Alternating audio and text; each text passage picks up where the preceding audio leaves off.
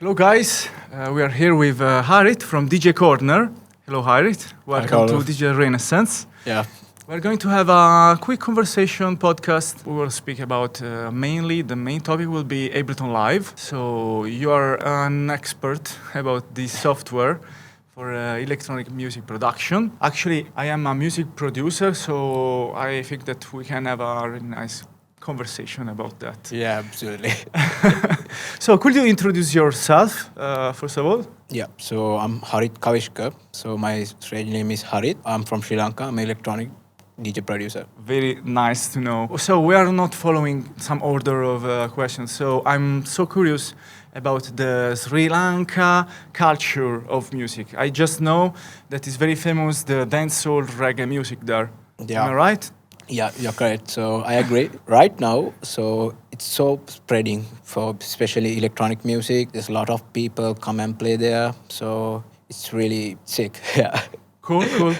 What's your favorite genre? Why did you got in love with electronic music or music in general? I'm into deep progressive house. So I like to make ambience also. I'm into cinematic music. Yeah, sometimes down tempo, organic. Nice, nice. Okay. And in terms of music production, you were telling me before that you started with FL Studio, but then you understood that your needs Before I started Acid, so then I moved to FL with my brother Vihanga, so we did some projects. So then I moved to Live. I love Live. How many years have you been using Ableton Live? Live, approximately it's 5-6 years, yeah. Okay, 5-6 years is enough. Like I'm sure that you can use it in the proper way. Personally, I had the same background. I mean, from FL Studio to Ableton Live. First of all, because of the organization between the audio tracks, and then that you could switch into the automations in the same, you can visualize the automation in the same audio track or MIDI track. Yes. So for me, this was life-changing. Life-changing, true. How I was really your like approach? the live workflow. It's very easy to go with the scratching ideas. It's like a nice workflow for my style. Cool, cool. Yeah. Do you have any suggestions about the stock plugins? Yes. Which one? Like the top three? Let's say top three. Stock plugins of Ableton Live. A compressor, a wavetable, an operator. Okay, nice. With There's operator, a lot.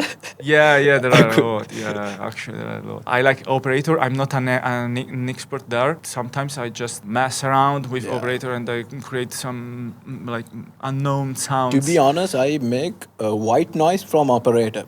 So I use a bass line for like from a wavetable. Yeah.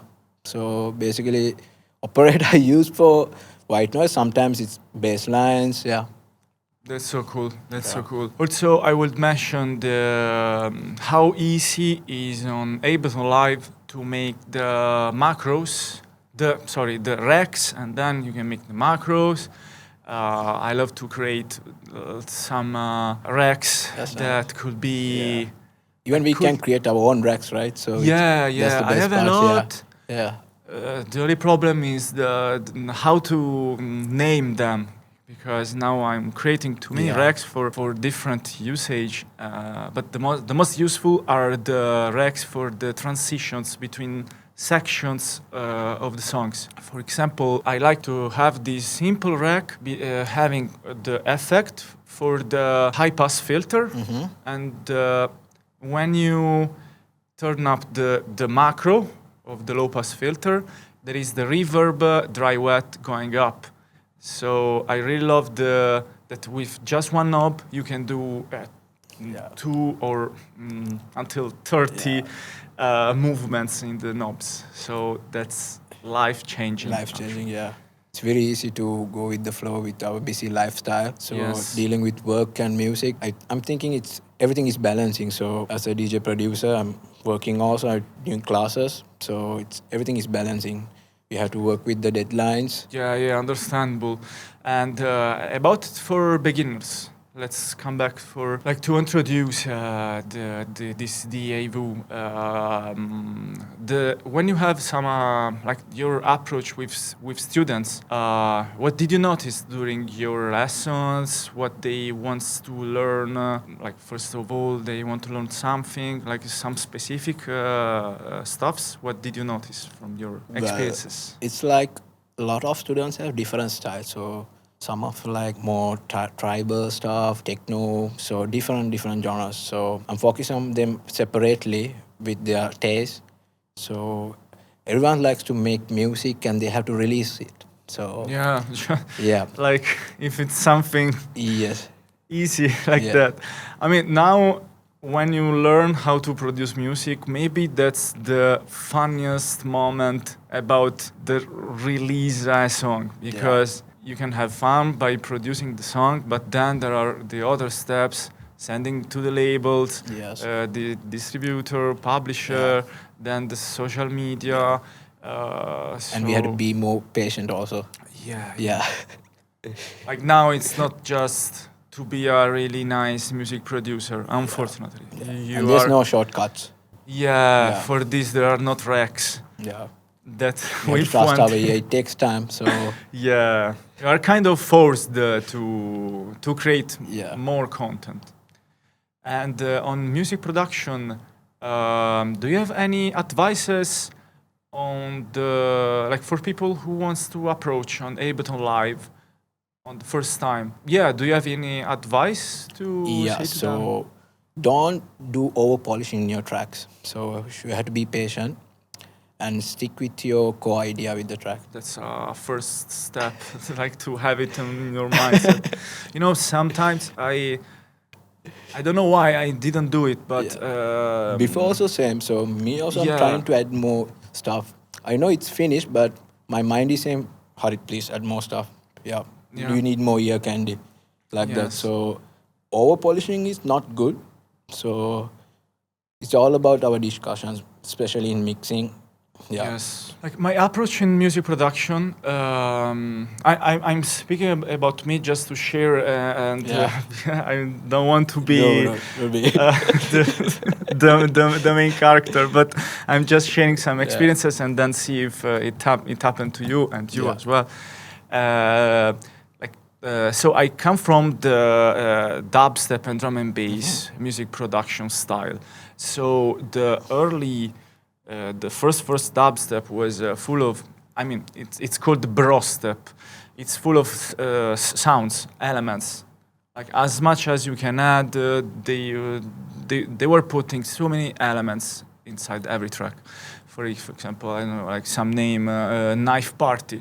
Let's say I loved to study by listening to their songs and then trying to catch how many elements, when they had those effects, those transitions. So by listening and producing, now I'm kind of not anymore enjoying the listening to the music, because I'm studying the music, even if it's far away. Anyways, I was saying that my first approach was to add as much as elements. So now I'm kind of still doing it, just if those elements are inspiring me, and then I clean up after I finished my energies to and inspiration for that section. So now I'm using this kind of technique, putting everything, and then how is your approach in this period? Because I know that it's changing year by year. So before I was working with some dance groovies with 90s vocals, so that's how I start. I'm trying to chop the vocals and creating dance groovies. So my inspiration is Nishan Lee and Subandrio. So with their music, I grew up. So it's slowly my journey was changed. So sometimes it's deep groovy, some dark stuff, techno. Got it. Okay, that's nice to know, because we can notice how also our tastes are changing through the years. Like now, do you have an artist that you are kind of following more than others? Who is this guy that you are following in terms of production style? Do you have any artist? Yeah, so I really love Nishan Lee's style and the Subandrios. Okay, yeah. okay. So I like the dark stuff with like more emotional music. It's nice to keep the passion in music production. When we grow, it's risky to lose these passions. So, but a lot of people doesn't understand sometimes the genre. So they're thinking, what is this music? There's no less vocal sometimes. So they're thinking, what is this music? So now it's spreading, especially in Sri Lanka. Now it's really fast spreading. It's already spread now. A lot of big DJs. That's a good thing. Yeah, even Hernan Catania, all big artist producers, they are coming to Sri Lanka and doing festivals, parties. Yeah. And there's a lot of producers also these days. A lot. Wow. Yeah. I really like this approach for one country having different genres. Like I'm from Italy, and it was always that there were two main genres managing the market. Let's say three. You know how many sub-genres do we have? I always struggled because I don't know why I never liked the main genres, the mainstream genres. Even I'm not talking about that they are bad and mine are bad. I always respect every genre of music because I hate when the other speak bad about my genre of music. So I think that you should like have respect about the others' taste in music. Anyways, so it's so nice to know that in Sri Lanka is happening these spreading of channels in club music. A lot. I want to go there soon, as soon as possible. Yeah. We'll meet someday. I want to go. Also, we have here in our team a colleague from Sri Lanka as well. So I'm asking some more information. Even Guy J, he came, I think, more than 3-4 times. Wow. Yeah. Okay, and how is the approach in electronic music from your point of view here in Dubai? Because we are here in Dubai, so if we live somewhere, we are influenced. So how was your approach? I feel like in Dubai it's too commercial here. Like we have electronic music, but we have techno, melodic house and stuff, but it's too commercial stuff, you know, on the piano, Afro house. I respect all the genres, but before there's a very nice underground crowd. I'm talking about like 2013, 12, 10, those years, yeah. It was really underground. I'm so curious. Yeah. About those years because I'm kind of new, so you could see how was the evolution in terms of music. Yeah, those days in Subandri also, Subandrio, Nishan Lee, they are the main icon of electronic music, especially in underground music. So let's come back on Ableton Live because when I look at you, I could not notice the logo of Ableton Live, so it's reminding me that this podcast session was supposed to speak about Ableton Live. So let's come back, but actually it's very interesting about the background of every different artist here in the. So about Ableton Live, it's an infinite word. Think of Ableton that I want to ask you. Could you? Would you prefer to use the stock plugins because they are kind of lighter to run, or using some third-party VSTs? I use. Okay. Yeah. And what's your favorite third-party VST to work on Ableton? I like V Collection, Arturia, V Collection, Diva, Hive, Serum. Yeah. Nice. Yeah. Serum was life-changing for. It's crazy. Yeah. Because finally you could understand what you were going to do in for an oscillator in a waveform. Because previously everyone was using massive from native instruments. Yeah. I mean, like most of the music Contact producers were, they were using that. So when Serum arrived, we could finally see what was happening in the waveforms. And now we have even more plugins like Vital. I feel like all the plugins now, it's very close to analog. Yes. The chordings are like not. It's like very close. Yes. You couldn't say like this is like a plugin or this is analog. It's very similar now. The chordings are perfect now. Yeah. Yes, it's much better to understand what's happening to the sound, and